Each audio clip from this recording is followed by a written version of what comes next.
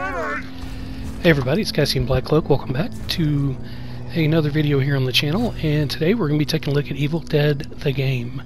It's a brand new asymmetrical multiplayer horror game that has just come out in the last couple weeks, and this video is going to be my first win as the Kandarian Demon. So this is a 4v1 game, like Dead by Daylight or Resistance in that respect, but it does have a bit of a different feel. It actually, I think, has more in common with Resistance than it does Dead by Daylight, but basically you have a team of 4 human survivors taking on one Kandarian Demon, and the Demon has basic and elite units it can spawn, as well as it has a boss character you can spawn. And a lot of talent progression, things like that, which we'll go over a little bit here, but this is very early on. In fact, this is well before the patch they put out here recently that fixed the animation canceling, stuff like that. I think I'm only like Demon level 10 in this. And I'm sorry for my voice, guys. I'm still dealing with after effects of having COVID back last year, so it's been kind of tough. But I want to thank you guys for continuing to stop by and check on me. And I hope you guys enjoy this game as much as you did Resistance.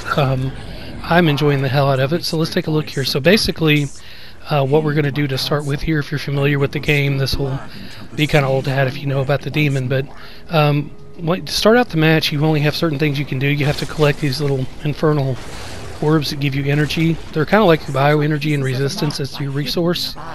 And starting out in the match, you have to basically start at level 0, and you have to level up inside the match your skills, which is a very interesting twist on the asymmetrical thing. I can't think of another game where you have to do that every match.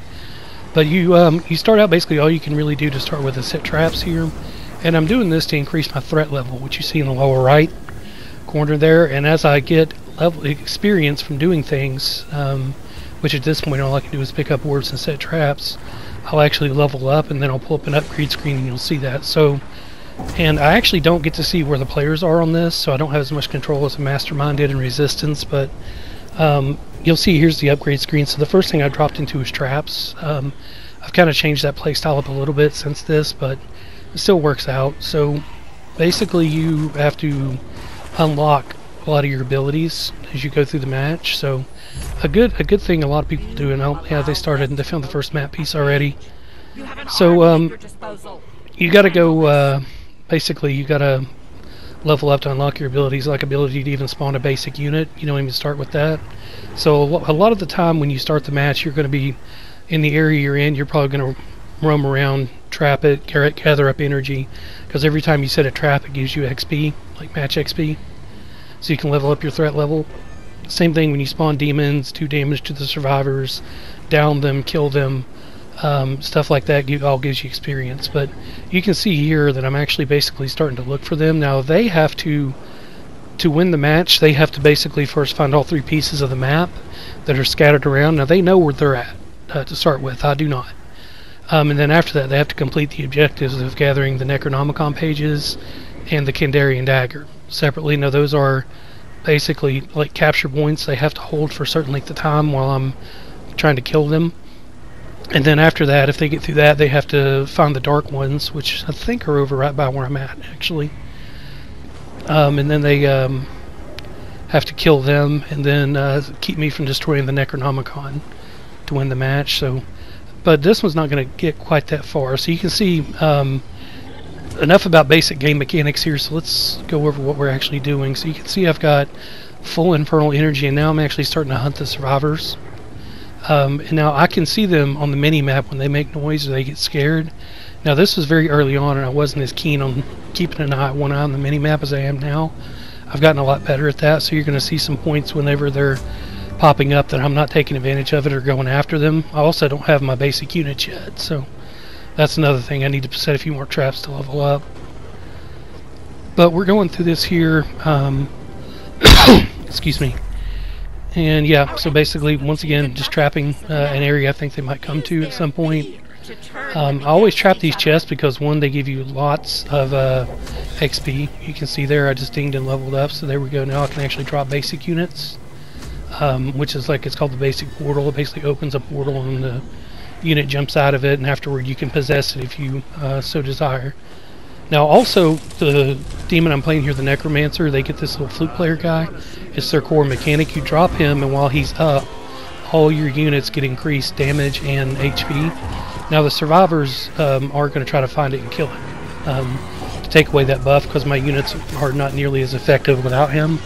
And at this point I really messed up by dropping him too close to them. I should have dropped him further back, because even by base, before you start upgrading him, he's got like, I think a like 35 yard range or something like that for his buff, so you can put him a good distance out or hide him in a house or some other structure nearby than where they're at. So right now I'm just basically letting my units go to town because I don't have enough to possess them. I'm just letting them fight, do some damage, try to get some XP, setting a trap here, hoping they run back by it. Which I don't think they are, because they've already got the map piece out of here, so they're jumping in the vehicle. And another thing you can do is the demon is possess the vehicle, although it's not the best move because it eats your energy up really bad. I think it takes like half of it by default just to possess the damn thing. And then it runs out really quick too. Yep, here's another chest I'm going to trap. And I usually do use the mini ashes because they'll steal items from the survivor who opens it, as well as possibly take an item out of the box. So it does limit that, because running out of resources in this game is not impossible, but it's not nearly as difficult as it is in Resistance now. Now this is legendary. Now there are also, for survivors, they do get different grades, like common, rare, epic, legendary loot they can pick up during the match. It doesn't carry over. They don't get to keep it after the match, but it does give them, like their weapons and stuff, they can get upgraded versions of them or better versions.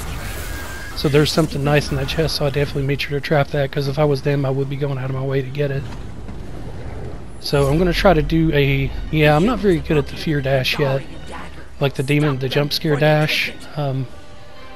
I probably missed it as much as I usually miss my D fields and Resistance. But so here they are at one of the objectives. So this is the Kandarian dagger. Now while they're in this thing, I'm going to get a lot of demonic energy regenerating on its own. I'm not going to have to go around and look for ores while I'm inside the blue circle, but my abilities still have cooldown, so I can only spawn like up to 2 portals at once, and then they kind of drop out. So yeah, see, I missed that one. I think I went right between them.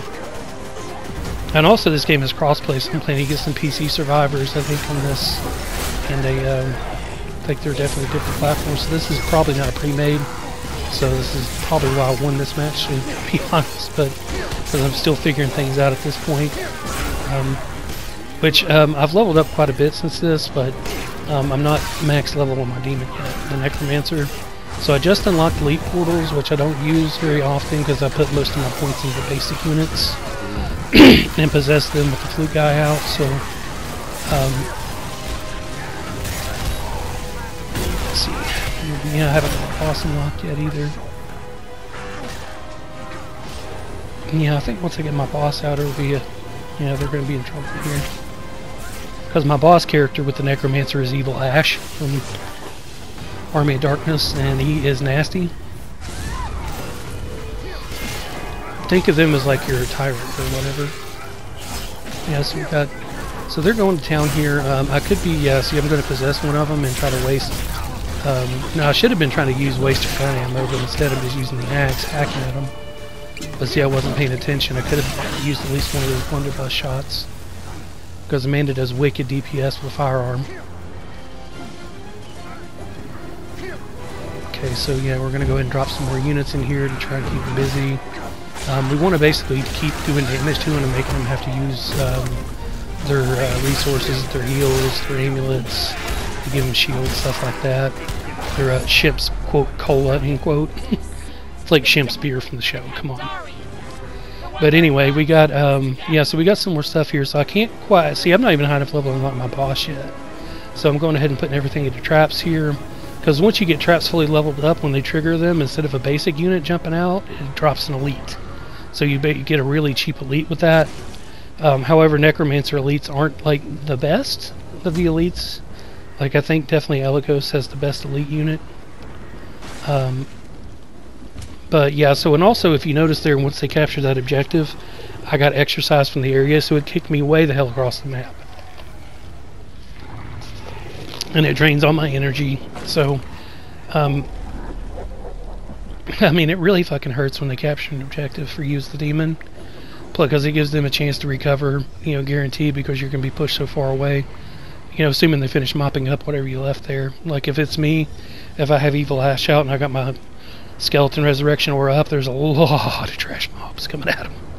So there's been times I've won games just on them getting overwhelmed on the amount of skeletons on the field, where they kill them and kill them and kill them, but I keep bringing them back with Evil Ash, especially now that I got that aura upgraded. But anyway, we'll get into that in a later video. For right now, we're just introduction to the game. You know, you see how it works.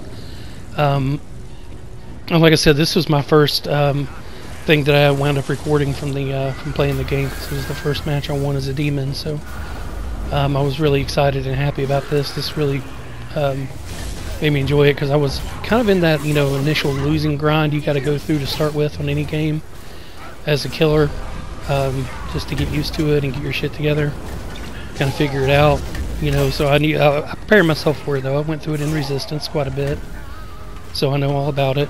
But so that's one thing. If you do pick this up, don't get discouraged if you're playing demon. You are going to get your ass kicked to start with a little bit, especially if you run into a coordinated survivor team. But it's going to be really worth it once you start picking up wins, because you can get really powerful really quickly.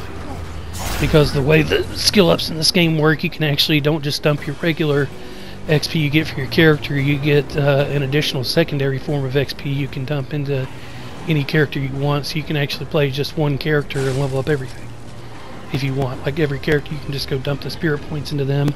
But you see, anyway, like I said, enough, I'm rambling, sorry here. But you see what's going on here. I'm just going around and putting traps down to get more threat levels, so I can get my boss out to try and upgrade.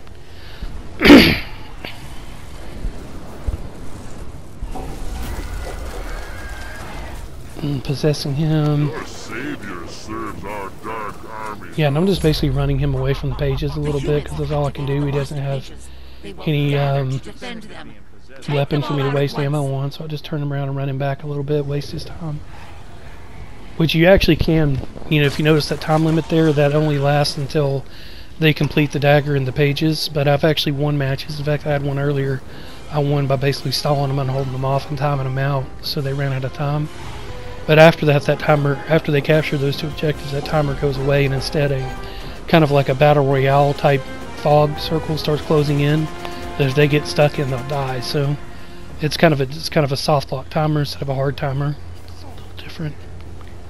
But over here you can see I've got so I went and leveled up and got my boss out. I'm going to put my flute guy over here. Better placement, because they can't see him, he's out of the way. I'm going to go ahead and drop every unit I can here, because I know my infernal energy is going to refill quickly. And I think I might even go ahead and... Nope, I went ahead and just dropped my boss. Yep, so you can see I got in here. First thing I did was hit the skeleton, raise skeleton, did the skeleton resurrection aura, and now I'm just going to town hall. I'm just going to find him one by one, hack him to death with the sword, which I'm not playing him very well here, because once again, very new to this at this point. Still new to it, but just not very new. He's got a dodge. He can dodge just like the survivors can. If you hit the PlayStation XDX button, you can actually hop back or hop to the side, either way, and dodge a couple of times before it goes on cooldown. But as you can see, as I'm dropping these guys, I'm getting mad XP from it and upgrade points. And let's see, I think there's just one guy left, I think.